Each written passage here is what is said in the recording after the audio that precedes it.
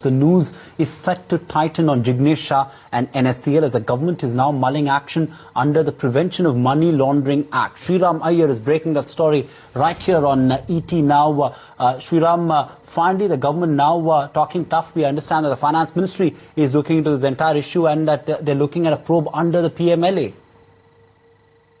Exactly, that's what the sources are telling us. The Finance Ministry is going to step into the investigation that's going on in the NSEL fiasco. The FMC has sought help from various ministries, including the Finance Ministry, and basically the Finance Ministry wants to... FMC has raised an issue saying that there is absolutely no consistency or credibility when it comes to the data provided by the NSEL promoters on the, not just on the stocks front, the inventory of commodities that are under question, even on the source of money and where it's coming from and where it is going to, and precisely why it has sought help from the Finance Ministry, Department of Revenue and other departments within the Finance Ministry to help them find out, track the source of these funds and see whether and verify the credential of these investors. Top 7 investors together owe about 4,000 odd crores. The rest of them, and in some of these cases we've seen in the past that their balance sheet size itself is nowhere close to the amount of money they owe in this matter right now. And most importantly, FMC has also sought the opinion of Law Ministry on what will be the liability of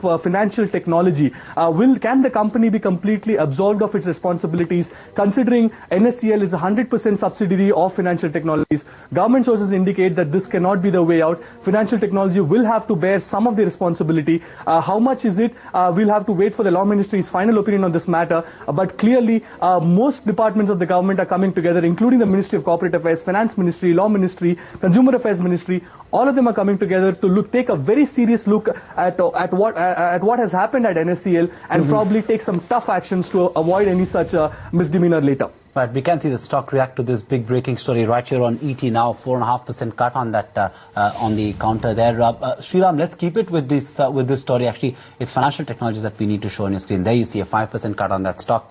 Sriram, now obviously we are also given to understand that even the government has now raised some serious doubts on the credibility of the warehouse data. That's in a sense been at the heart of this entire controversy, isn't it? We've seen a lot of investors talk about it, market participants talk about it, but now even the government is skeptical about the very credibility of the warehouse data.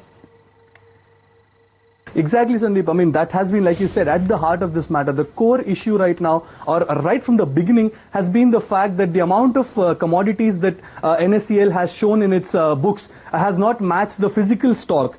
So that's precisely been the problem. That's exactly where all these doubts are arising from, and which is precisely the issue that FMC has raised even now, saying that there is absolutely no credibility or consistency. The amount of stock that was shown by NSEL on the 1st of August differs from the amount of stock that's shown by NSEL on 6th of August, differs from the final data on the 9th. So clearly FMC has now put its foot down and said that whatever it is, give me a final a stock of whatever commodities you have, all the list of it, which warehouse, where, which state, and based on that, if there is, and then there will be a physical verification of that, and if there is any deviation or from the data provided by NSEL, then the axe will really fall on the promoters for misleading the government, misleading the investigators.